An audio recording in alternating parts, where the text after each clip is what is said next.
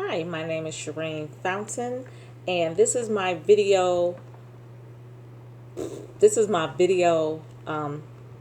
Note on: Do I think electronic monitoring is a viable alternative to incarceration, and does it eliminate the need for supervision by probation and parole officers? Well, I'm gonna start here from the 1870 to 1970.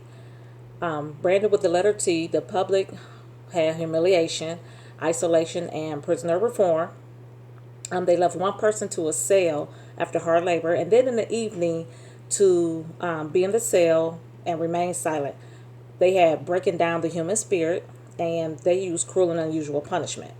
They switched from public humiliation to rehabilitation. They used solitary confinement, obedience, and they made people think twice about their crime, which obviously didn't work.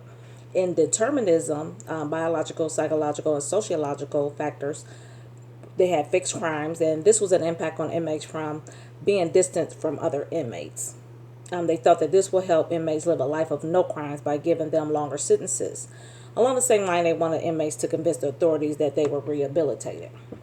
This was given way to the doors opening for parole and probation. So, electronic monitoring to me is a joke. Let me give you some content so that you can understand my context on how I feel about this subject.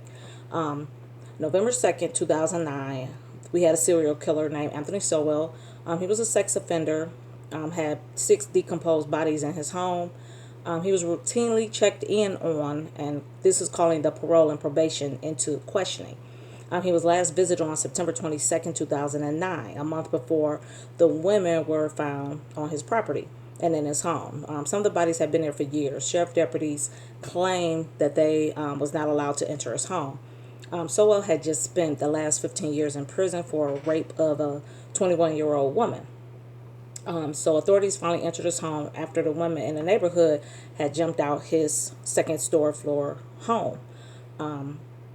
He threatened her so she couldn't she didn't testify or anything, so they let him go, and they did not notify the sheriffs that their criminal had been convicted of a rape. Well, not convicted of a rape, but he was brought in for a rape and was later let go, which is already a violation of probation. So that never got